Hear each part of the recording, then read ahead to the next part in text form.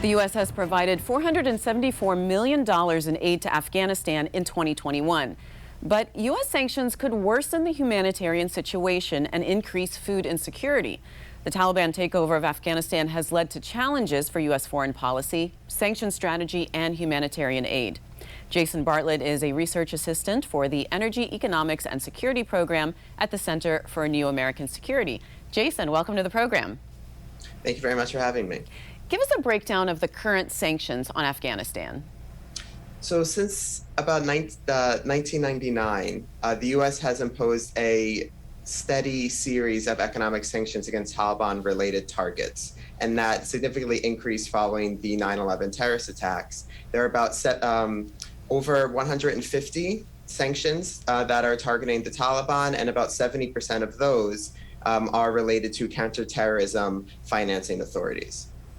So now that winter is setting in, how bad is the humanitarian situation?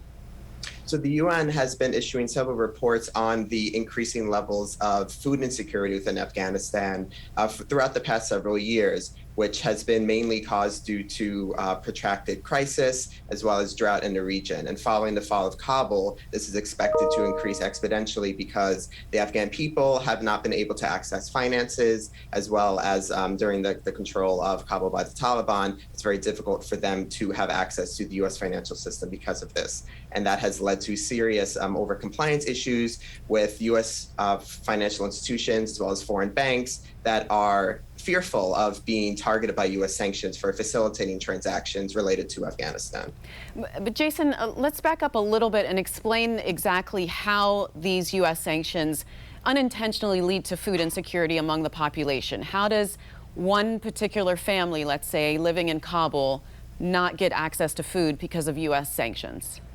So one of the reasons for that is the funding. So Afghanistan historically has had very high levels of food insecurity as well as poverty. And certain economic sanctions that are targeting the financial sector of Afghanistan can restrict Afghan citizens from having access to transactions and financial funds used to buy food or to even receive humanitarian aid if these aid organizations aren't able to operate within the country and move around and pay for things such as food, water, even transportation. So because of these sanctions that are imposed, it can create a lot of difficulties for families to withdraw funds from banks, especially if those banks are controlled by the Taliban, which means that they can be targeted by U.S. sanctions, as well as even remittances from Afghan people living outside of the country that might have difficulty having banks accept their financial transactions to their families still in Afghanistan to purchase food and other relief-related products. So then what are the unique challenges to creating an effective sanctions program against Afghanistan? One of the largest overarching issues right now is that the US government hasn't created a formal definition of the Taliban.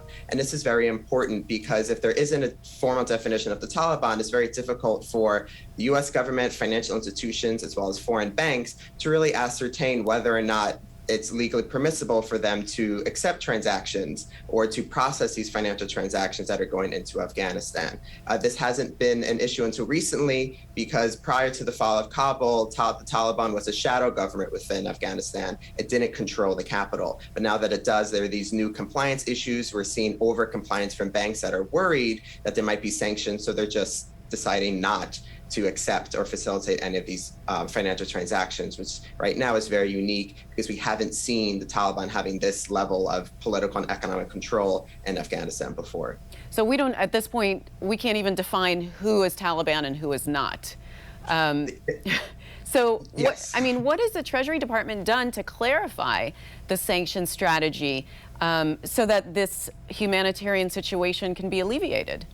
So the Treasury has issued 2 general licenses related to humanitarian aid in Afghanistan, one publicly and one privately. And these are very important because these tend to offer more guidance as well as a deeper explanation of the certain protocols and guidelines around humanitarian aid and financial transactions, as well as any other type of activity in Afghanistan. And the U.S. government has continued to try to issue FAQs, which try to offer more of a deep explanation on what exactly the boundaries and guidelines are, but it's still uncertain whether or not this will be enough, especially given the pending harsh winter season that is estimated to even exacerbate the current financial and humanitarian crisis in Afghanistan. So the U.S. has contributed another $144 million in humanitarian aid to Afghanistan just last month. What does that provide, and is it enough? So the White House has issued a statement saying that the additional amount that you just specified is going to independent humanitarian aid organizations and other groups that are being tasked to provide winterization assistance, food, medicine, other aids for relief, sanitation, water, and basically everything to make sure that the Afghanistan people have their personal and human security. It is still uncertain whether or not that'll be enough. One of the reasons is the harsh pending winter, growing levels of food insecurity, and also the overcompliance issue. Even if these organizations are receiving this money, it's very difficult whether or not to ascertain that they'll be able to purchase these goods and be able to give these goods to the people who actually need it, the Afghan people. All right. Well, Jason, of course, we wish them the best, but thank you so much for being on the program. Thank you very much for having me.